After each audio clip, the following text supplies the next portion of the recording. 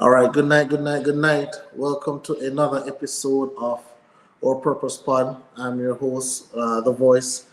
And tonight, we have a special person with us in the real estate industry. Decided to give us some knowledge, give us some time, to just, spread what she know, what she's been through, and, especially for all kind of people who really struggle with understanding the housing market and what it has to offer, right?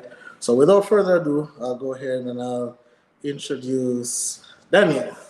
Hey Dan, Hey, how are you? I'm good. How are you? Well, It's Florida, near Friday. Florida, so it's hot. Well, Yeah, how is it over there? it's hot. It Yes. is. I know probably not compared to Florida, but it is. It was in the 90s this week. Whew. Yeah, It's in yeah. the 90s every day here, hmm apparently. Yes, and I figured it would be because winter lasted a bit longer for us than usual. Uh-huh. So I was like, yeah, man, this summer go hot.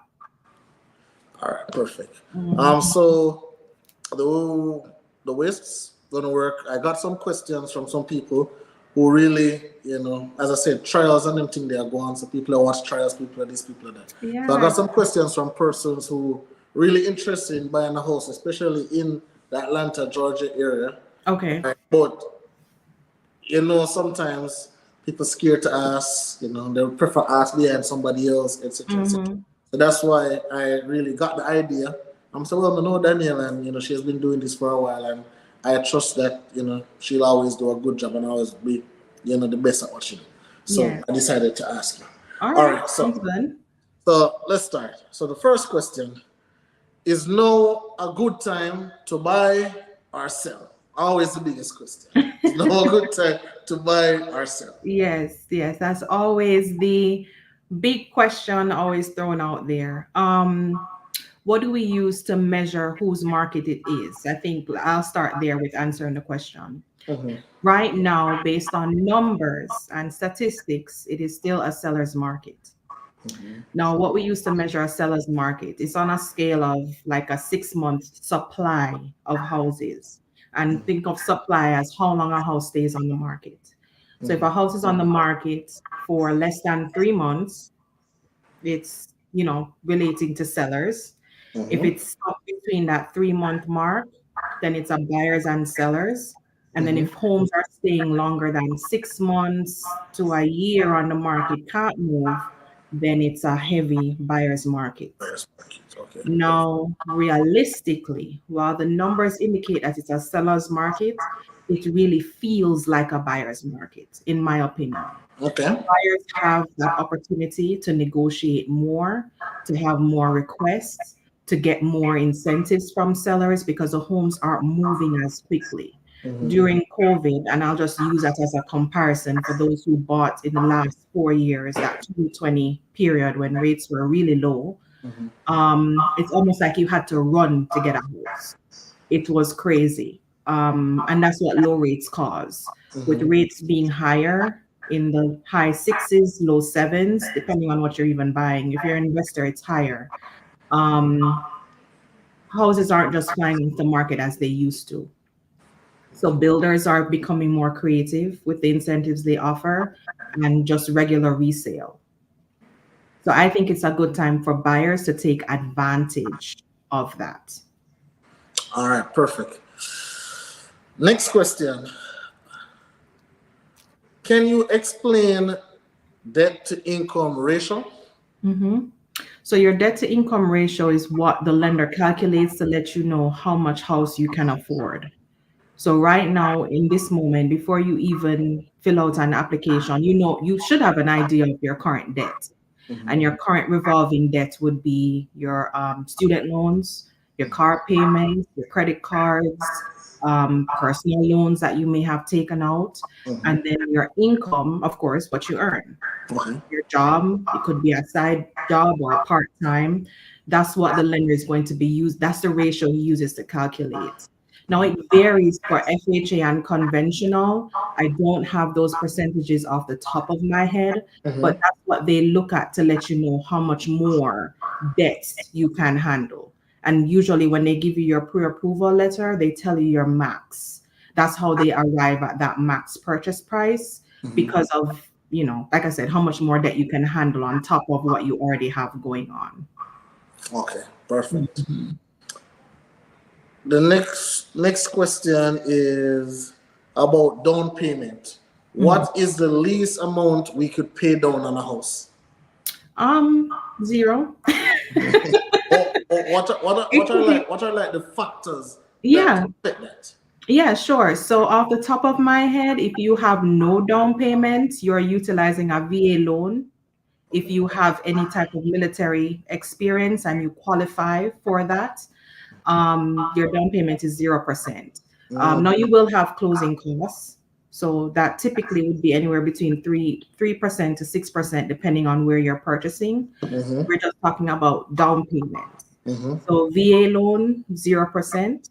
A USDA loan is a rural loan. So if you were to buy in like a farmland area, Mm-hmm. and this is actually, you guys can actually search this. If you go to USDA.gov, I believe, you can put in an address and it'll tell you if the property qualifies for USDA or not. So that's a government loan that's open to everyone. It just depends on where you're buying. Okay. Um, Now, when we're going up the tier to 3%, between 3 and 20% down, that's conventional. Mm-hmm. And then FHA is standard 3.5%. So FHA is 3.5%. Mm-hmm. All right. Mm-hmm. So the next question: what if I filed bankruptcy, had a previous foreclosure, or made late car payments? Is that something that can significantly affect me getting a house? Just give it time, to be honest. It doesn't prevent you from never buying a house at all. I think for bankruptcy, and it depends on the type, but you have chapter 7 and chapter 13. For chapter 7, not to preview on 13, but I believe for chapter 7, it has to be this what do you call it? Remove like 2 years, Yeah, and you'll be I able think to it's true. get Yep. FHA. Yeah, you'll be able to get a regular government FHA loan. Um, for foreclosures, give it about 2 to 3 years. Repos as well. You have to give it some time because, all right, so when these things happen to your credit, it's almost like you hit the restart button. Okay. So something wrong. Well, bankruptcy, you voluntarily filed for that. Yeah. Repo, you could have been ill, something could have happened, you just fell on hard times, and this is what the result is. Foreclosure, the same, or eviction, if that were to happen. What you need to do now is prove to this lender or any lender that you have taken the necessary measures to now repair your credit and to build your credit and to show that you are now financially responsible. So give yourself 2 to 5 years and you should be in good standing. The lenders want to give you money. Yeah. So don't feel like they don't want to give you any money. If you get a Yeah. denial, they're going to quickly say, hey, this is what I'm seeing. Mm-hmm. Fix these things. Give yourself a year, 2 years, and come back again. That's how they So, make money. It's a so, 30-year mortgage. so this one's like a question for me. I know when I purchased my house, right? One of the biggest things was I couldn't transfer any money Mhm. out of said account. No strange money couldn't come in that account. Like there had to be like a direct route where that's coming from, and I couldn't open like any new accounts. Like I Mhm. couldn't go and get a credit card. I couldn't take out a loan. I couldn't do anything like that. Is there a particular reason why that is frowned upon or a no-no? Mhm. It changes your portfolio. It changes your file and what they originally saw when you did your first application. Mm-hmm. So let's start with the money. Mm-hmm. That's probably the hardest thing to explain because the first thing that comes out of you guys' mouth is, well, it's my money. I know. I know it is your money. Yeah. And I know that as immigrants and Caribbean people, diaspora, we're very creative with our money. So we'll have a Mm-hmm. little partner draw, or we have a little thing going on at church. Mm-hmm. You know, we make it work. We come here, we Absolutely. know how to survive, and we know how to do our thing. But commingling is a term, and yes, it is commingling of your own money, Mm-hmm. or the other term is mattress money. You Yeah. can't just take a certain amount and just deposit it leading up to buying a home. Mm-hmm. Anything over $2,000 is a magic number. Yeah. So even if you deposit 1,999, the underwriter is not going to scrutinize. I've seen it happen. It may change because things Yeah. change all the time on us, but for right now at this moment, it's 2,000. If it's going to exceed 2,000, they're going to query it, even if they see where it's coming from, you know, because oftentimes you could have received a deposit from your tax return, right? Mm-hmm. Something simple like that. They'll query it or say, hey, send me your returns or the letter from your CPA that is approving this and stuff like that. When you're depositing mattress money, if that is the case and you're preparing to do this, it needs to be seasoned for 2 months. So still call me and talk to me in June. And if you disclose you have mattress money, we need to deposit it today, but I would not want you to do your application until September. Okay. Right? So it's a Yeah. plan. Tell me everything. Maybe don't tell the bank everything. But if you tell me everything, then I'll be able to guide you. All right. Perfect. Regarding, so that's your funds. Mm-hmm. Regarding the additional credit lines. So when you do your application, they'll see your debt, right? Mm-hmm. And then you'll also, after you have that hard inquiry from the bank, sometimes your score drop a Yeah. little. It happens. Now you're gonna go shopping at Rooms to Go, and you're like, oh, I love this bed and this furniture. Let me just order it now because I'm closing in 30 days. Mm-hmm. Well, now you have this new credit line and Mm-hmm. additional debt that's going to shift your ratio in a direction that you don't want it to go. Absolutely. Yeah, especially if you're at the top of your budget. Mm-hmm. Yeah. Let's say, as a guy, you're married, live with your wife, Mhm. but you don't want your wife. You don't want her on the deed. Mhm. You just want dating. Yeah. Is there a way? Because I know, like, for example, like in Florida and in Texas, like once you're married, even if she put down $0, she has to be on the deed. Just has to be, right? Is that a thing in Georgia that if you live with a spouse, they have to be on the deed, or can you do it without the spouse? In Georgia, it's not mandatory for them to be on the deed now. Okay. Okay. All right. And Perfect. when we, if we're going to a listing appointment, before I always check, someone can call me and say, hey, I want to sell my house, come in, take a look at it, let me know what you think it's worth. I always check. I always check to see, yes, thank you for calling me, Mrs. Smith, but on this deed is Mr. Smith. So I can't I could go and still look, but I wouldn't be able to do much unless she's gonna say there is some extensive power of attorney in play or some additional documents that gives her the authority. But for Georgia, it's not mandatory. All right. Perfect. Another question that I got. What about buying down interest rate? Is that something that's possible? Is that something that we can do where high interest rate is concerned? Yep, that's an option. When you're getting credits from a seller, there's a limit. I wish there wasn't. I wish it was that the seller could just throw all this money at you. But depending on the loan that you have, you're gonna have a limit to how much you can receive. And if it is in excess, you could do two things. You could buy down the rate, or you could have them issue it to a vendor.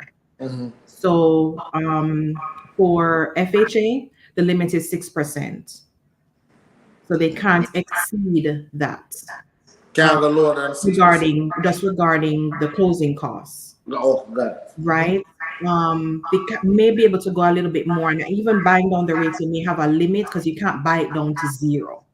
They may give you a certain amount that you could buy down by. The lender's job would be to contact the rates department to see how much it would cost you at that time. So just like how the rates change every day, like similar to the stock market, Monday to Friday, the same thing is for the buying down of the rates. They'll tell you how much it would cost for that day to buy down by 0.5, 0.25, 3.25, etc. Okay. All right, perfect. Next question. What is the lowest my credit score can be for me to get a house? So FHA can qualify you as low as 580, but only because I know with a hard inquiry, your score does fall naturally. So I'd say at least have 600 to be on the safe side. So, and the second part of the question, or my question, when you have like a 600 credit score, Mhm. is the interest rate higher, lower, doesn't matter? What's the Mm, interest rate like? no, they actually changed this last year where the higher your score, you don't even get favorable anymore. And I don't even know how they came up with that equation. Like I said, things change all the time for Yep, real estate. yep. Um, I personally just look at the par rate, which is a daily rate. And then if the lender is advising otherwise on that day that you do the application, then you can discuss further with him. But it's kind of hard to say in the moment of, okay, well, if you have 750, then you know for sure it's going to be a quarter less than what somebody with 600 would have. All right, perfect. Got it. Mhm. What what makes up your total payment on a house? Mhm. Like what is it? What does it comprise of? Yeah, so your mortgage payment is what they call like a PITI. It's going to be your principal, your interest, the property taxes, and the insurance. Because you have a mortgage, the mortgage company sets up an escrow account for you where they'll collect your property taxes and the insurance every month until it's due for whoever you choose for insurance and however much the county says that your property or city says the taxes are for the year. Okay. So they trust you, but they don't really trust you. That's why they do that way. When you do pay off your house, then you're responsible for making those payments on your own. If you have a previous house and you want to get an investment property, what are some of the cons of having an investment property in another state, like in Georgia? What are some of Mhm. the cons with having another property in a state like Georgia? Um, I would say, all right, purchasing out of state will be challenging, especially if you're a hands-on type of person. Mm-hmm. But what I try to enlighten everyone is if the state that you're residing in, the prices are just astronomical, it's just not within reason and it just does not make sense. Would not, I would suggest don't have that discourage you from investing in real estate. You just have to have a really good team or people you trust. Look within your family members or a good cousin or a best friend or an aunt or uncle or someone that's in another state that's a little bit more affordable that you wouldn't mind purchasing a property that's within your means that you don't, you can collect some rent on or utilize for Airbnb or like a furnished find a short term type scenario. Um, I'd say that's the biggest challenge is having a good team. You need boots on the ground some type of way, and they don't have to be 100% versed in Mm-hmm. real estate, but just having someone there or just hire a property management company that's familiar with the market in the area. Mhm. How much I come to you, I'm interested in a house. Obviously, we know based off of the price of the house, things kind of fluctuate and so. But if Mhm. you were supposed to give someone advice, somebody just see you on the road, see, oh, I saw you on TV, saw you on a billboard, whatever. I want to buy a house. How much would I need to have when I'm starting a process with you? I get my pre-approval. How much money would you say in order to not be scurrying about the place? How much money you would have to say hard, fast cash you would like a person to have on them to make the process as easy as possible? Yeah. So, of course, depends on the purchase price and if they already own. But if this is their first rodeo, Mm-hmm. and we're talking standard family of four, husband, wife, two kids. They want at least 3 to 4 bedrooms in a nice area. I think if you're not exceeding 300, that's Yeah. median. We can find something for 300. We could find a nice townhome or we could find a nice single family, you Yep. know. Um, you'd need at least 18,000. At least At 18,000. least 18 to 20,000. So because if you're buying for the first time, you're 3% conventional for your down payment Uh-huh. and at least 3% for your closing costs. Okay. Now, my job is to negotiate as much as I can from the seller to cover your closing costs, but it's better for you to prepare for it. Now, if they gift it to you, then great. You're not using all that 20,000 or 18,000. You're not using everything. But if they are, if they're not, if they don't have it within the means to give it to you, then at least you're prepared. So 6% is what I would say at 300,000. So you say at least 18. And then, so let's say no, and I'll give you the exact figure. So let's say someone have a house already, they want to buy an investment property, and they're looking, let's say, around 350,000. Mm-hmm. How much would you say, all right, hey, ensure you have this when you come to the table because it just makes everybody life easy. Yeah. So if you're going to keep that house, there are two ways. You could buy the second property as a second home mortgage because you're purchasing out of state. That would require you to be 10% down, or just adult investor is going to be 20% out of pocket. So if you say if you do a second home mortgage, Yep, you qualify for a second home mortgage. that would be 10%. 10%, yeah. So if I were to buy in Florida, that would actually be the first thing I exhaust. Florida is a vacation place for many people. Yep. And I would actually, if I were to get a condo or something, I'd put 10% down on whatever. Because the lender is looking at it as you could travel there. And the same thing for you. If you were to invest here, it's, you're frequently coming for MLS matches, or you're frequently coming to your cabin or whatever, the lake. Yeah. I don't know. Yeah. It would be 10% is a second home if you're buying out of state. And then you said if At first before I come to 20, to be honest. 20, 20, 20 kind of rough. So there's been a lot of advice out there that, hey, put these additional properties that you're purchasing, put it under LLC. And another person put it under LLC because it's an easier process, it's this and that. What do you think? What do you think about putting it under LLC? Is that as easy as it sounds, or is it more complicated than that?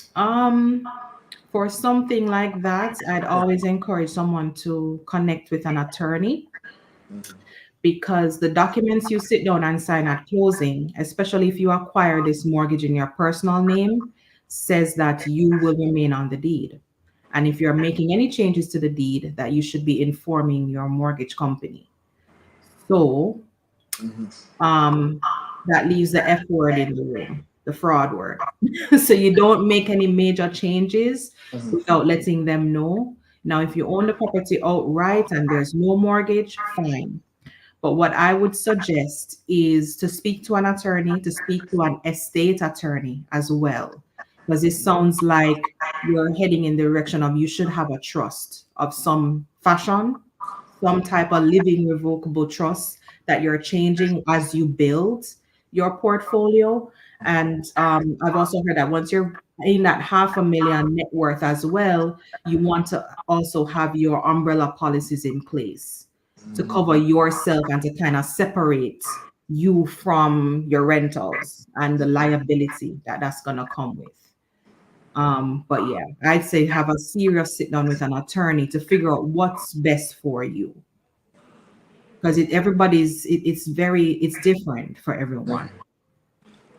What would you say is one of the biggest misconceptions about real estate that people who obviously are not in real estate have?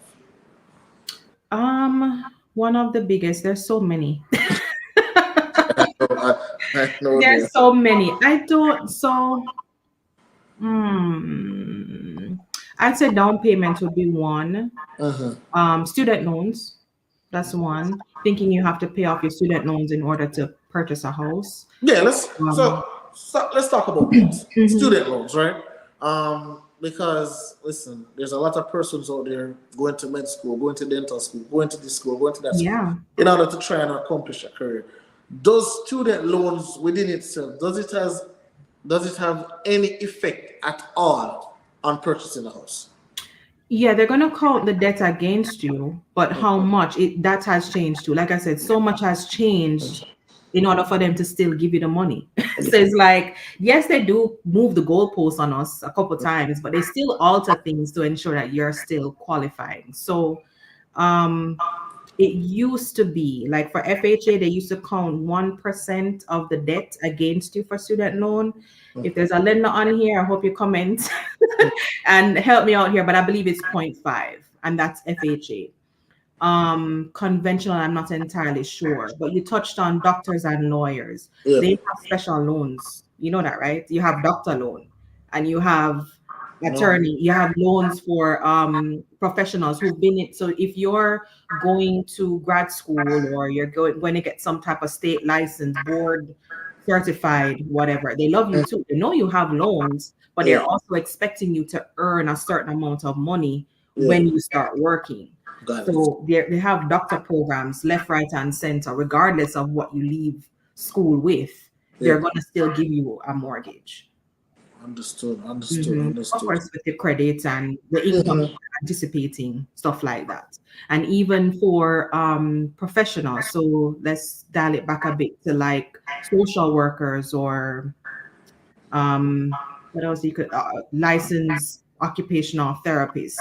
Mhm. That special, it's just a master's degree for now, unless Yeah. they're going to further into PhD. They Mhm. don't count those years in school against you.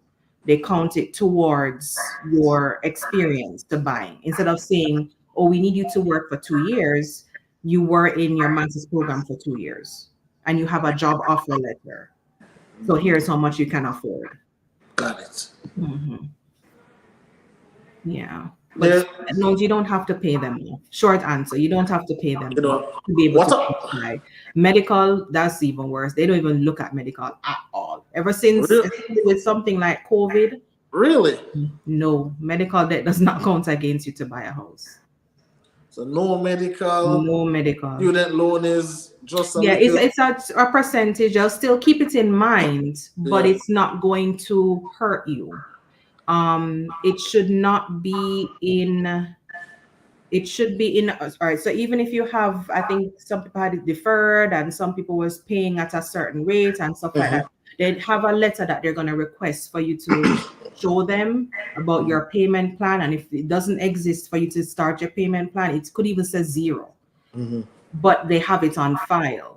But it Right. doesn't. There's a way around it. There's not that is gonna, prevent you from even thinking about owning your own home. That's interesting. Mm-hmm. Question: what about, because right now the social media space has been a big one. Mm-hmm. So what about if you're a TikToker? You know, you have your little YouTube stuff and you're making money off YouTube. Yeah. Because I know a lot of times, I know back then, I don't know, I obviously say it changes a lot. Is that something that can propel you to get a house, like to get a loan and all of that? Or is there Absolutely. a particular process with that? Mm-hmm. Setting up your business is the most important piece to that. Okay. So, connecting with a good accountant would be very helpful. Any business, whether YouTube, truck driver, personal trainer, nanny, whoever you are, 1099, contractor, you're setting Yeah. up your business where you're showing, they're going to ask you for 2 years of income. And over those 2 years, you should be making more. So if the first year you made 50,000 and the next year you made 60, they're going to average those 2 years. If you made less, that's going to be at least try to make the same as what you made before. But like you said, YouTube, especially if YouTube is paying your LLC, you have an LLC that you created, and that YouTube check is going to your LLC as a sole proprietor, and you pay yourself, you put yourself on a payroll. That's very organized. They like to see that. Mhm. So 2 years is the magic time period that you'd have to show that your business is earning consistently to as to suffice for the income piece. And that's for any business owner, whether TikTok, like you said, or YouTube, it doesn't matter. Doesn't matter. Okay. So the pre-approval process, right? Mhm. Let's say I don't have a bank, I don't have a lender, I don't have nobody. I just have Daniel. Um, what is the overall process with pre-approval? Mhm. So I would recommend my preferred lenders, and you, of course, will talk to them. They introduce themselves, so at least you know that they're real and here to assist you in this process. You complete your application, and from completing your application, they'll also ask you to submit additional documents, of course, like your ID, your last 2 months pay stubs, last 2 weeks pay stubs, your last 2 months bank statements. If you work for yourself, they're going to ask you for your tax returns for your business, and any type of business setup organization, additional documents to support that. From the application, they would have already seen your credit. From the bank statements, they'll see how much you have saved, and they'll also see your debt too from your credit. From there, they'll Mhm. let you know, they'll calculate your DTI, they'll see your credit score, and then let you know how much house you can afford. Once we have the pre-approval letter, we look at houses on the market, online, offline, that meet your criteria. I show them to you in person, and you make a decision. I put in an offer for you. We start to negotiate. Which one, I mean, apart, obviously, the credit is very important. Which one is most important? Is it having hard cash or having assets? Like if you have a car, two cars that are already paid off, is that something that can boost your DTI, or does it really count for anything, or is it just you pay it off good? The assets vary. So having paid off cars versus having money in the stock market, like a mutual fund that's increasing over time, I feel like that will hold more weight. The have it in stock. Having, yeah, like having money in, or let's say a high yield savings account, then Uh-huh. I would feel holds more weight than the paid off car. When I pay that for. Right? I mean, still list your assets, still Yeah. list what you have, because I mean, if you've been at your job for many years and they match you in 401k, still state what you do have. Yep. Um, the cash really is gonna suffice for that down payment requirement, because they want to know that you can cover that on your own. And, or if it's going to be gifted to you, you can state that as well. That's not a problem either. Um, And a mixture of the three. It's a perfect mix of those three things: your cash, your assets, and your income. and you mentioned gifted. Can you Mhm. just explain for those who are watching who don't really understand what's a gift? A Christmas gift? Yeah, What's it gift? seems like it. It seems like it. So, um, it's not often that for my diaspora that happens. It's not often. We just save up and do what we have to do. But Mm-hmm. there are cultures that, when they do get married, it's gifted from dad or mom or grandma or whatever the case may be to buy this house. Mm-hmm. It could be all of the down payments, it could be some, but just a simple note to the lender to let him know, or she know, that you will be receiving a gift for your down payment. This has to be documented. For FHA, I want to say they go a step further and they do ask for the gifter's bank statement the last 30 days. For conventional, they don't. They just want you to just fill out a form on who this person is. Like I said, mom, dad, grandma, uncle, cousin, and how much. And they'll put that towards your documents. They wire it to the attorney on closing day. If you have properties outside of the country, Mhm. is that something you would advise people to disclose, Um, or it doesn't matter? it doesn't matter. It doesn't matter. Mm-mm. Okay. All right. Because um, I believe, if I'm not mistaken, when I was buying, they, they had asked for that. If you have any properties outside, Mm. whether I did or not, like I said, no, just Yeah. just we just care about the problem. But Yeah. when we are so as a realtor, I know a lot of times you have to have some really hard conversations, Mm-hmm. some really, some really, really tough conversations. What's the process like helping someone to pick a house? If you see a house and you say, boy, this house not good, but they're just hell bent. Yeah, I love it, I love it. How do you know balance the get this house versus, I don't think this one is for you? Mm-hmm. I usually wait on inspection day. Mm-hmm. Yeah, that's really, I mean, when you see that report and a bunch of red flags, you heard what I said, Yeah. right? You heard what I said and you receive it. But when you see this inspector go up under the house, up on the roof, through the attic, everywhere, creaks and crevices, and it's a bunch of red flags, that's Yeah. hard to unsee. But some people are visual learners, you know, and some Yeah. people are a little bit more hardy, and it is what it is. But I think that's usually the telltale. When that inspection comes back, you really can kind of I don't have to scream anymore from the rooftops. That is not a great idea to go forward with that one. So there's a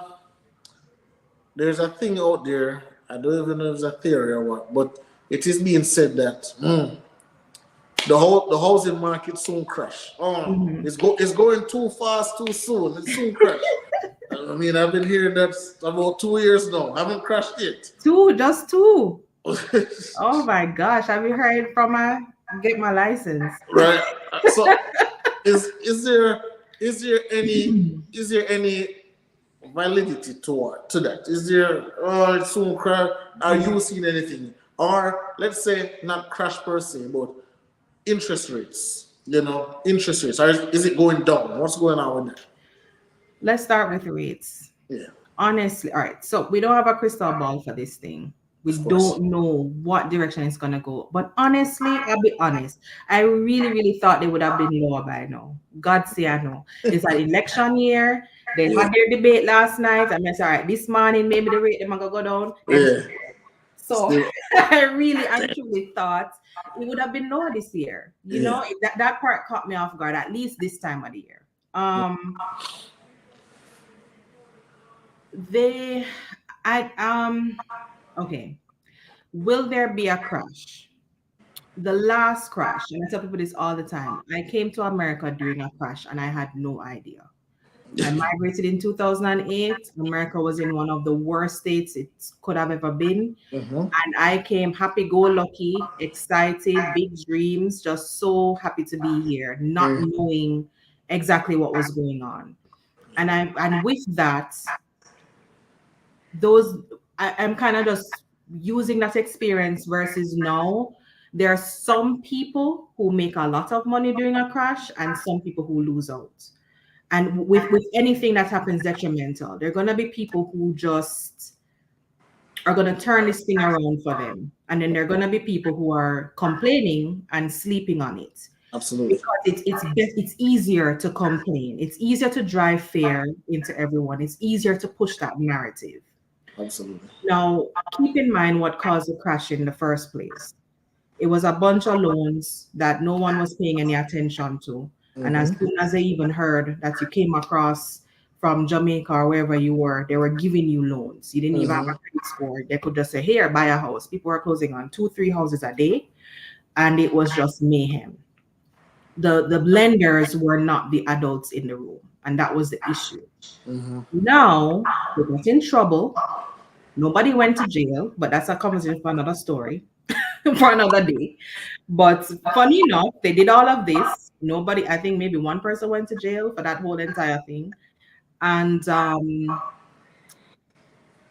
they decided to come up with what we discussed when we started, the credit score requirements, the savings requirements. Mm-hmm. How long have you been at your job?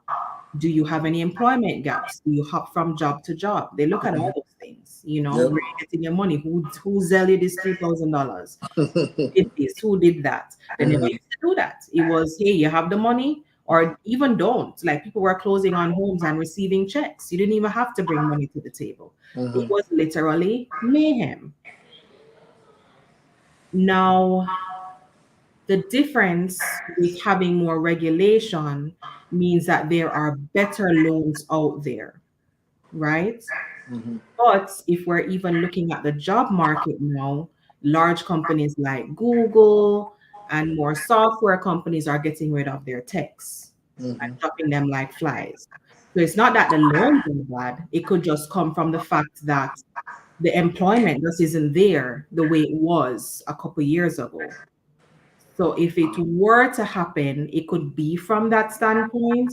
But even then, the banks aren't rushing to foreclose on you the way they used to. They're giving you time to catch up.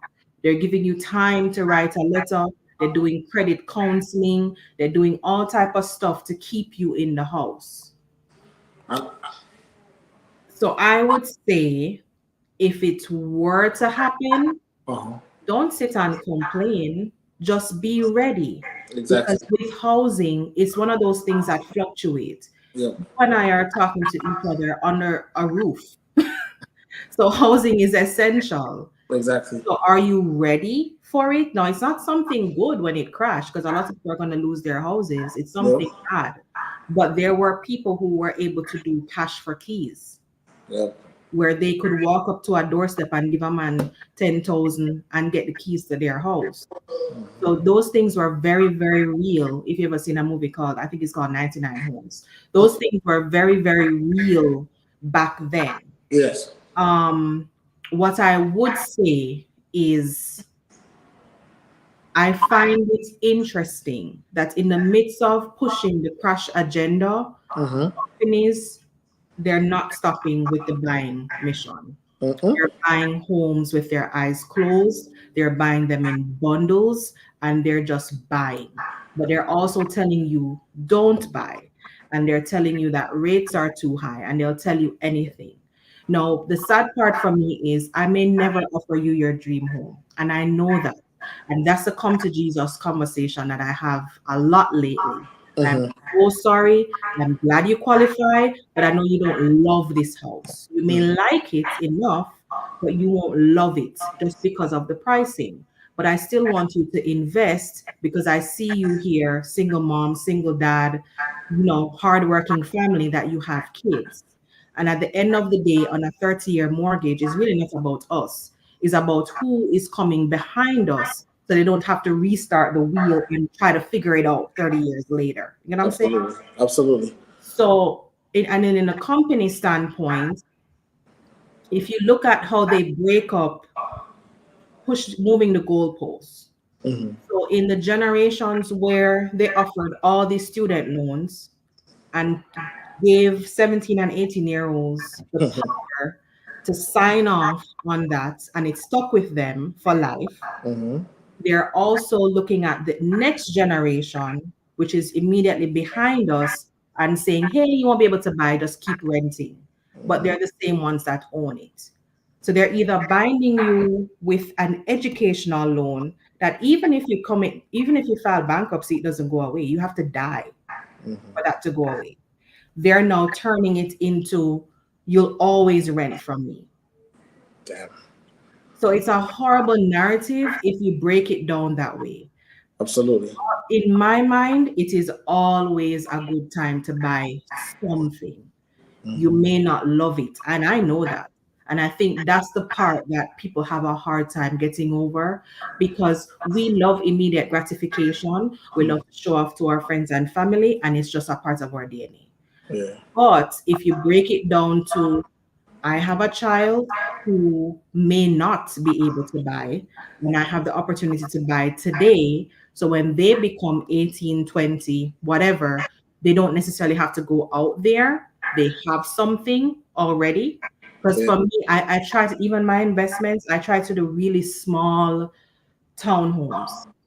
Yeah. Even though I'm not a fan of HOA, I do small, manageable townhomes. Because in my mind, I'm like, okay, well, if my son turn a certain age, either we sell it if he want to go college, or he can go live in there. That's just my thought. Because what Absolutely. does it hurt? Somebody gonna rent it. Yep, Somebody absolutely. gonna rent it, and I don't have to do much work to it.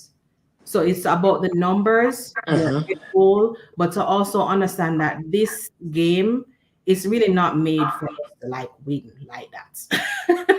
It's really, really not. So 100. it go based off of a generation piece. And if we bring it back further, it's always a stifling. You try to break away from that repetitiveness of, like I said, it could happen. You touched on it. A crash can very well happen. Mm-hmm. But what does that mean for you? Understood. Uh, you touched on it a little bit earlier where you talk about switching jobs. Mm-hmm. Let's say I have the cash, I have the savings, I have the credit score, but I just leave my job or I just get fired from my job. Mm-hmm.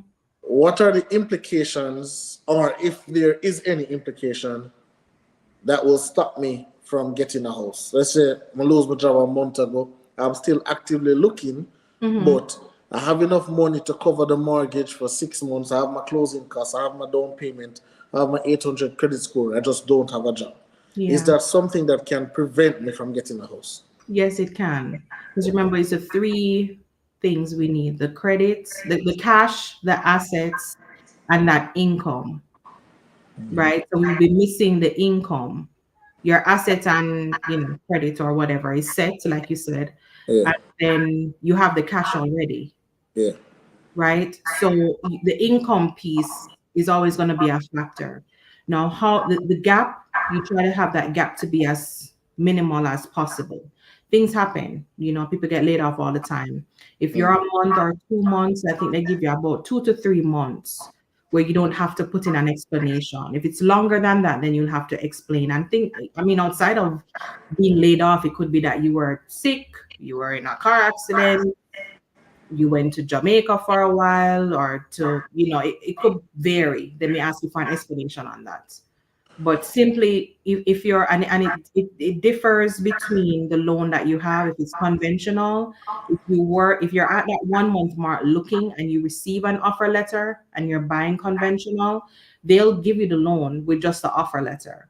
If it's FHA, they're gonna need the offer letter as well as your first pay stub. They need you to actually start the job before you could close. You don't have to start the job for conventional.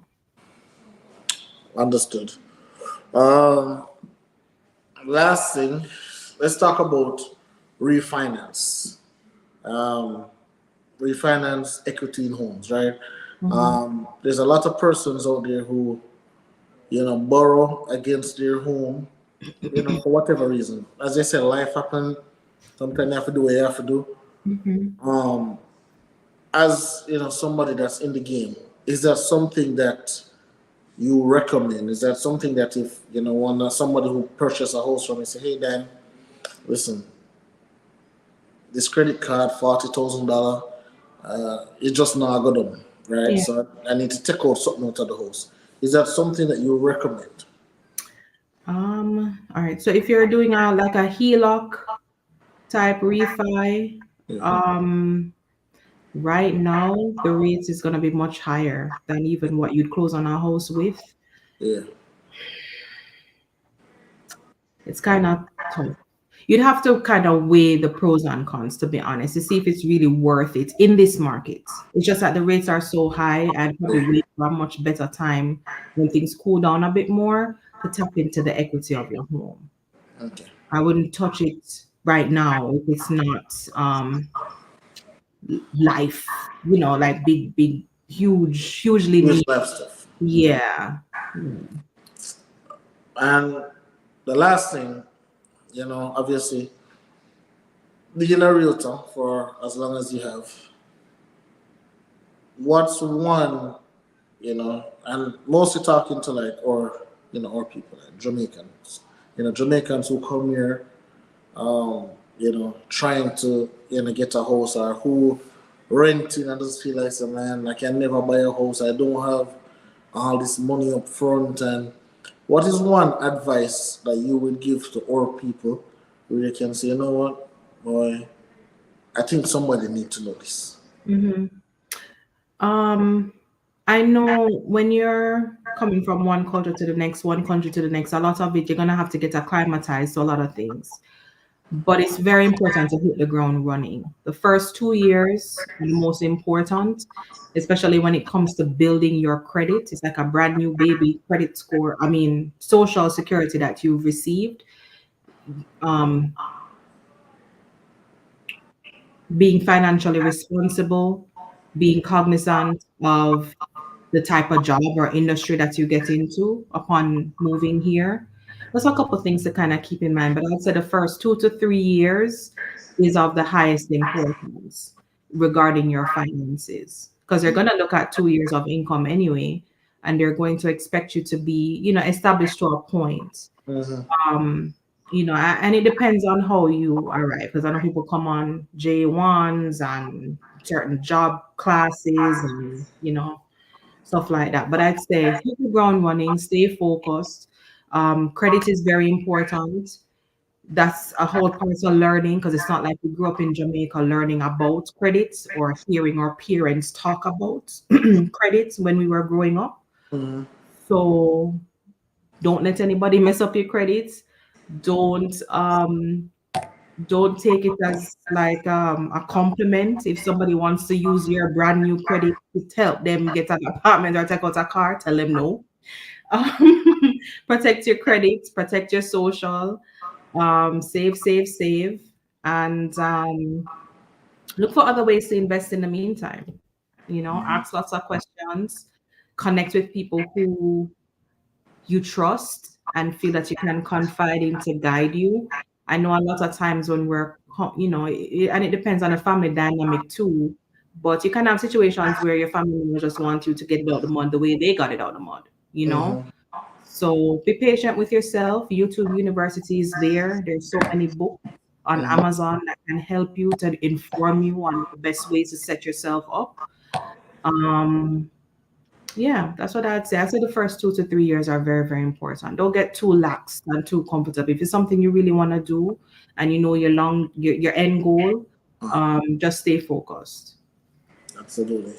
And Mhm. with that, then definitely thank you for You coming. are welcome. Thank you for Hope, having me. of course, hopefully, sometime in the near future, we can definitely do some business together Yep, because I'm ready. you know, I I just know that having the right realtor Hmm. is literally one of the most important part to the buying process. Yeah. Because you have some realtors out there. I'm sure you hear of the stories. Oh, You yes. have some realtors out there, man, that they'll just throw you in anything. Don't Hmm. try to fight with the seller, etc., Yeah. etc. But Yeah. definitely, thank you for your time. Heal up your husband.